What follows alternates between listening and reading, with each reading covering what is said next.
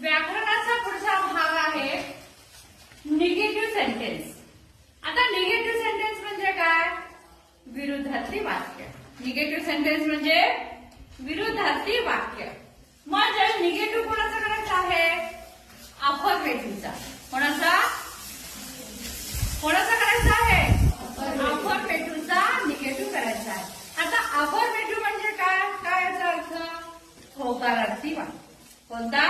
होकारार्थी वाक्याचा आपल्याला नकारार्थी करायचा आहे। मग आपल्यासमोर जो उदाहरण आहे, he is a poor man. He is poor man म्हणजे ते अफर्मेटिव्ह आहे। या अफर्मेटिव्हचा आपल्याला काय बनवायचं आहे? निगेटिव्ह बनवायचं आहे। काय? निगेटिव्ह बनवायचं आहे।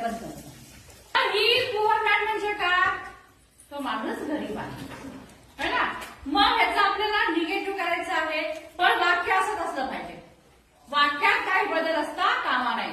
मग आता कसं करायचं वाक्य बघा इथे। He is not a rich man.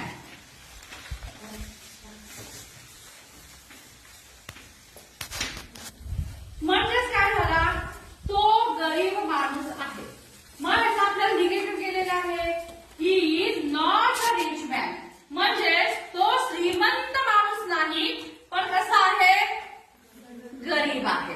मग अशा प्रकारे वाक्य केल्यानंतर ह्याला निगेटिव्ह म्हणतात। आपण ह्याच्यामध्ये काय वापरलेला आहे? नॉट वापरलेला आहे। आणि पुअरचा विरुद्धार्थी शब्द काय आहे? रिच। पुअर गरीब आणि पुअरचा निगेटिव्ह शब्द कोणता आहे? रिच। कळलं? टास्क। आता डिफिकल्ट म्हणजे काय? अवघड। टास्क म्हणजे काम। दिलेलं काम कसं आहे? बोला। कठीण आहे। दिलेलं काम कसं आहे?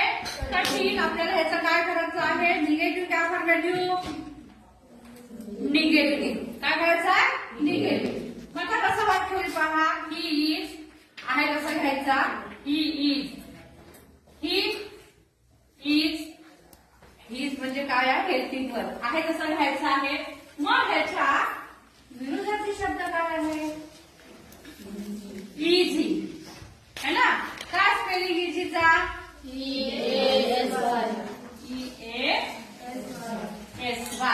इझी काय आहे? सोपं। ही इज नॉट येतो, नकारार्थी आहे। ही इज नॉट नकारार्थी असल्यामुळे आपण काय घेतलं? नॉट। आणि ह्या डिफिकल्टचा विरुद्धार्थी शब्द इझी टास्क।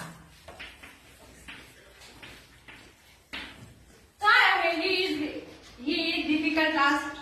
हे काम कठीण आहे। मग आपल्याला ह्याचं निगेटिव्ह करायचं आहे। He is not a easy task म्हणजेच काय अर्थ याचा? हे काम सोपं नाही। हे काम सोपं नाही, पण कसं आहे? कठीण आहे। पण